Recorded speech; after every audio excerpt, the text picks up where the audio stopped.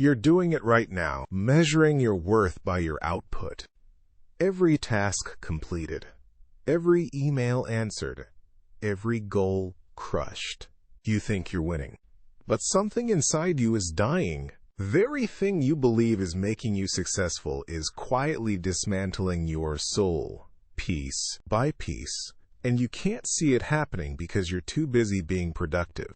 How long has this been true? By the end of this, you'll know exactly why your obsession with productivity has become a trap that's stealing your peace, fragmenting your mind, and turning you into someone you never intended to become.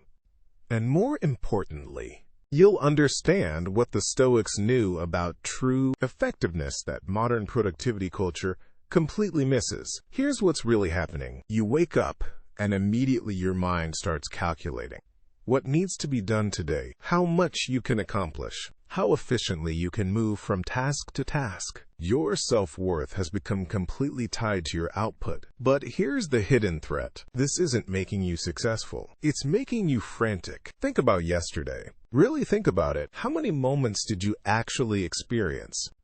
Or were you always 3 steps ahead, mentally organizing the next task while barely present for the current one? You've trained yourself to see every moment as either productive or wasted, every conversation as either advancing your goals or stealing your time, every pause as either strategic rest or lazy indulgence.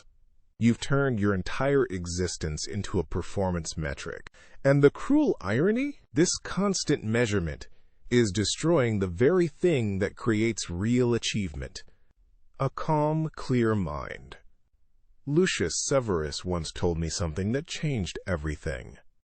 Those amber eyes of his seemed to look right through my frantic energy as he said, "The man who chases productivity loses the very presence that makes productivity possible." I didn't understand it then. I was too busy optimizing my morning routine, tracking my habits, gamifying my goals. I thought he was just old and out of touch with modern demands. I was wrong. Here's what's actually happening in your mind. Every time you measure your day by what you accomplished, you're training your brain to see the present moment as insufficient. You're always falling short, always behind, always needing to do more. This creates a constant state of low-level anxiety. You might call it motivation, but it's actually a form of mental violence you're committing against yourself. Marcus Aurelius understood this trap 2,000 years ago. He wrote, "Confine yourself to the present," not because he was against achievement, but because he recognized that all real power, all real effectiveness, comes from being fully present with what's in front of you. But you've been conditioned to believe the opposite. You've been taught that thinking about the future, planning, optimizing, tracking, that this is what successful people do. And yes, planning has its place. But when planning becomes a compulsion, when you can't just be where you are, you've crossed a line from tool use into mental slavery. Marcus Kane learned this the hard way. That scar through his eyebrow, that came from a moment when his mind was everywhere except where his body was. He was thinking 3 moves ahead in a sparring match instead of being present with his opponent. Nearly cost him his sight. But the real injury wasn't physical. It was realizing how much of his life he'd been missing because his mind was always somewhere else, always optimizing for some future state instead of engaging fully with what was right in front of him.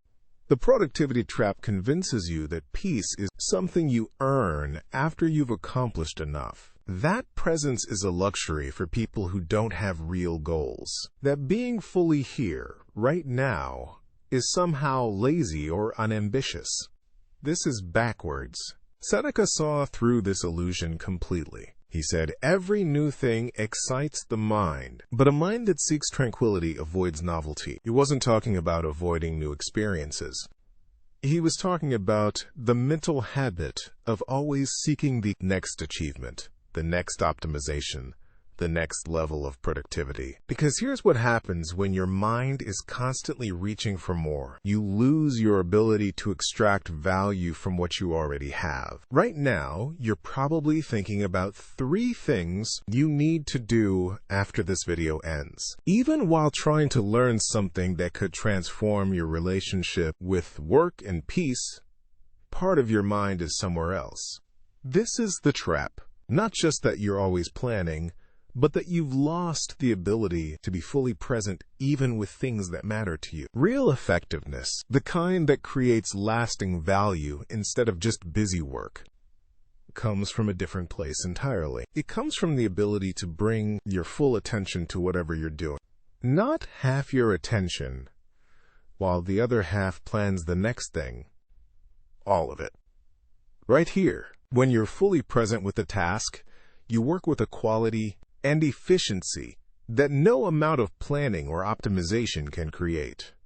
When you're fully present with a person, you connect in ways that no communication technique can manufacture. But this requires something our culture actively discourages: the willingness to let go of the illusion that you can control outcomes by thinking about them constantly. The Stoics called this understanding what's up to you and what isn't. Your effort in this moment, that's up to you. The results of that effort, not up to you. Your presence with what's in front of you, up to you. Whether it leads to the outcome you want, not up to you. This isn't passive resignation. This is the most practical philosophy you can adopt. Because when you stop wasting mental energy on things you can't control, you have more energy for the things you can. Starting right now, notice what it feels like to not measure this moment by what it's producing.